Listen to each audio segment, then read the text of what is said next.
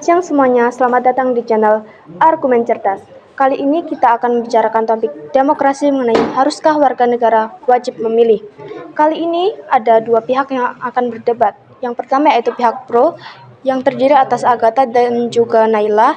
Yang kedua yaitu ada pihak kontra yang terdiri atas Kelvin dan juga RG. Lalu saya selaku moderator dalam debat ini, tanpa berlama-lama, mari kita mulai dari pihak pro, dipersilahkan. Baik, terima kasih. Selamat siang semuanya di sini. Saya Agatha dari Pembicara Satu Pro.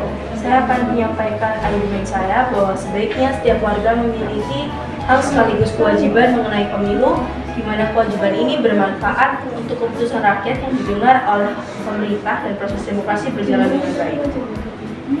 Baik, selanjutnya saya Naila Azhara sebagai pembicara 2 Pro yang akan memberikan beberapa data.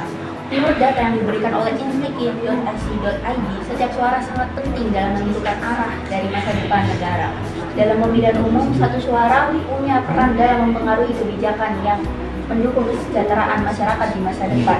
Sistem ini ditujukan dari rakyat untuk rakyat sendiri. Setelah waktu habis untuk pihak pro, dipersilakan bagi pihak kontra. Saya Kevin Putra sebagai pembicara satu kontra. Terima kasih telah berpendapat. Namun saya berpendapat bahwa memilih adalah hak pribadi yang bisa mereka gunakan dengan sebebas-bebasnya.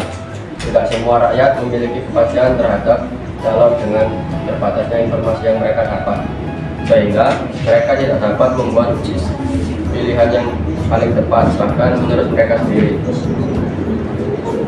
Baik, saya Eksyoktaran Akbar sebagai pembicara 2 kontra. Saya setuju bahwa kesadaran politik di Indonesia harus terus ditingkatkan. Namun, dengan adanya hukuman malah membuat rakyat menjadi bingung memilih calon karena mereka yang ragu dengan pilihan mereka dan berujung memilih asal hanya untuk menghindari hukuman. Kejadian ini dapat mempengaruhi secara garis besar hasil dari pemilu yang pastinya akan dirasakan oleh rakyat. Waktu habis untuk pihak kontra, selanjutnya kita akan mendengarkan argumen dari pihak pro. Dipersilahkan. Saya mengerti argumen tersebut. Terima kasih. Tapi sebelumnya saya akan memperlihatkan fakta bahwa tingginya angka golput yang ada di Indonesia menunjukkan ketidakpedulian masyarakat terhadap proses demokrasi yang dilakukan oleh rakyat yang kemudian kembali untuk rakyat sendiri. Dengan kewajiban memilih ini, di mana akan diberikan hukuman jika menjadi golput, ini mendorong warga untuk lebih sadar mengenai isu-isu politik dan juga melancarkan proses demokrasi yang ada di Indonesia, yang merupakan tanggung jawab bersama.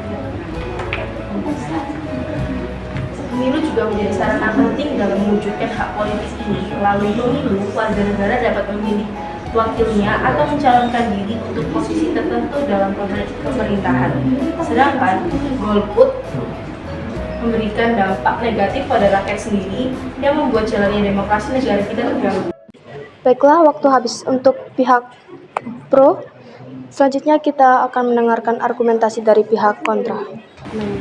Baik, golput tak hanya selalu menjadi dampak negatif bagi demokrasi negara, namun tingginya angka golput dapat menjadi sebuah dorongan atau kritik secara tidak langsung bagi pemerintah untuk lebih memperbaiki pemilu dengan menghadirkan kandidat yang lebih kompeten dan lebih berkualitas.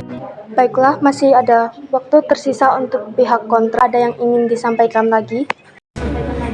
Tidak, terima kasih. Baik, terima kasih atas argumennya. Selanjutnya kita akan mendengarkan argumentasi dari pihak pro. Jika menurut beberapa data, di negara Mesir sendiri dijalankan hukuman bagi orang yang tidak memberikan suara saat pemilu atau biasa disebut dengan golput.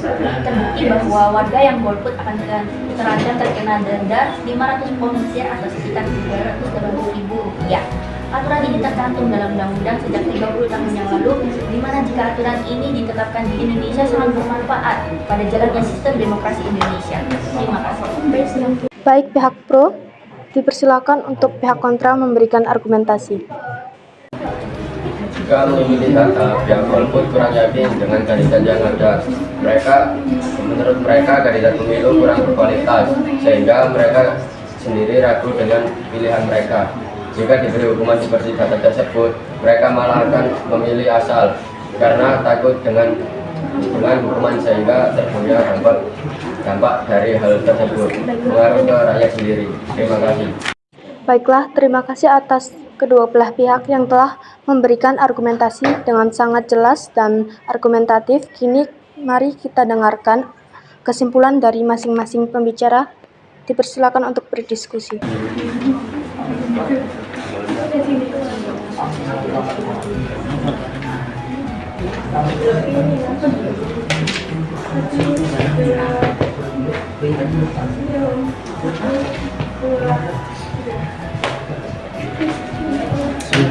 Persilakan Bang Ilham Pro.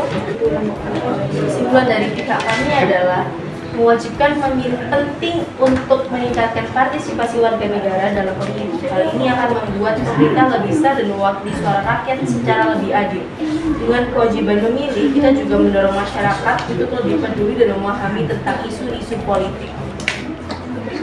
Kesimpulan dari pihak kami adalah memilih seharusnya merupakan hak pribadi, bukan kewajiban yang dipaksa.